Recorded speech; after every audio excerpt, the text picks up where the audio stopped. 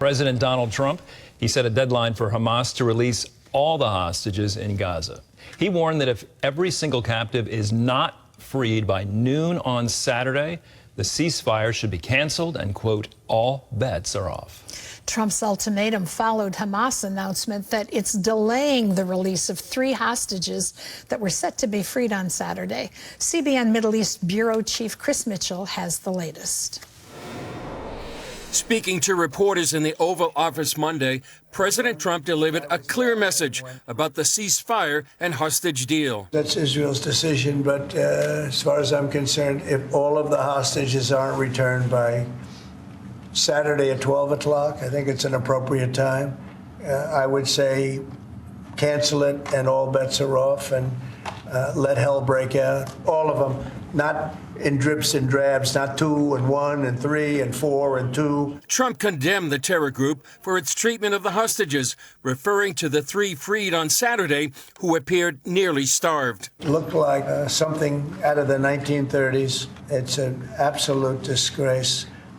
And I think they saw the way the world viewed it, and they're looking for a reason not to send more. He also issued a warning to Hamas, suggesting consequences if the hostages are not released. You'll find out, and they'll find out too. Hamas will find out what I mean. These are sick people, and they'll find out what I mean Saturday at 12 o'clock. Trump's warnings came after Hamas announced it would not release any captives this coming Saturday.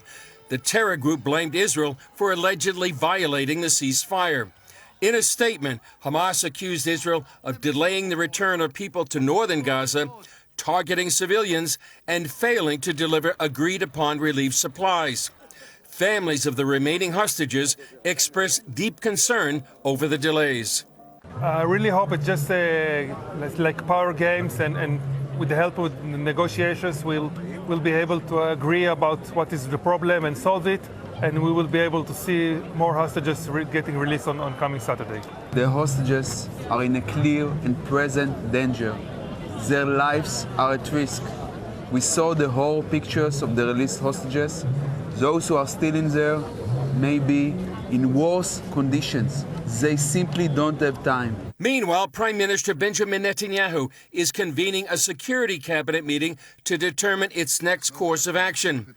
The Israeli Defense Ministry has ordered the military to prepare for any possible scenario in the Gaza Strip. Israeli Defense Minister Katz condemned Hamas's move as a complete violation of the Gaza ceasefire and hostage release deal, and ordered the IDF to be at the highest level of readiness. Chris Mitchell joins us now from Jerusalem. Chris, President Trump left it in Israel's hands whether or not to cancel the ceasefire if Hamas does not comply with his demand to release all the hostages by noon Saturday. Tough talk. I don't know what kind of position this now puts Israel in. How might they respond? Well, Andrew, right now, they're literally meeting right now to make those decisions. Trump did give Israel some latitude, but some of the considerations they have right now, it's a very, very complicated situation. First, they have to consider the fate of the remaining hostages because it really puts them at risk right now. What does this ultimatum put them at risk? And dozens of families right now are in anguish. There's political calculations that Netanyahu has to make. Will the government hold together? There is one party that is left. His name is Ben-Gvir. Finance Minister Smotrich, he says he will leave if they don't go back to war after phase 1. So also they have to consider, are they going to complete the goals of the war to destroy Hamas, prevent them from ruling Gaza? But Andrew, the hostages are really at the center of this dilemma, which is exactly why Hamas kidnapped them on October 7th, using them as a bargaining chip and trying to divide Israeli society. Really a reminder to pray for them and pray for the wisdom for leaders here in Israel. Yeah, and the Palestinian Authority claims it's doing away with the very controversial policy, pay to slay. For viewers who don't know, please explain what pay to slay is, and is the Palestinian Authority actually making changes? Well, Andrew, pay to slay is simply paying terrorists and their families for terror attacks. They're literally paid on a scale. The greater attack, the greater the payment. So a terrorist could land in jail for years and years and actually make more money than they would be out of jail. despite the announcement by the Palestinian Authority, really nothing has changed. And what it is cosmetic changes, Andrew, literally just shifting payments from one account to another. The policy stays in effect. It's all just cosmetic. We talked to Itamar Marcus from the Palestinian Media Watch. He says that Mahmoud Abbas really cannot not pay the families and their terrorists because that would spark a revolution. And believe it or not, Andrew, over 700 terrorists were freed in the first phase, and they were paid more than $140 million while in jail. Incredible number. Chris, President Trump and the King of Jordan are meeting in the Oval Office today. The king has pushed back on Trump's call to take in Palestinians from Gaza, but Trump is not backing off, of course. What's the latest, and what can we expect from this meeting? Well, for King Abdullah, this is going to be one of his most challenging meetings of his reign. Trump will hold that aid. It's about $1.5 billion a year. Trump says that Abdullah and Egypt's President el-Sisi will take in the Palestinians because of the leverage that he's going to use with this aid.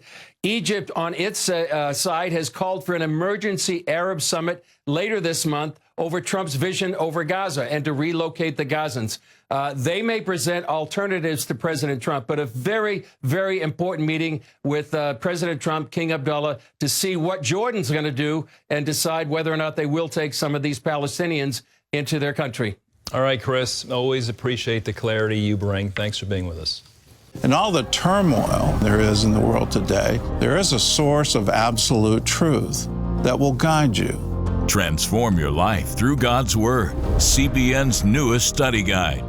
You'll also receive insightful teaching from Gordon Robertson, plus access to Regent University's online course.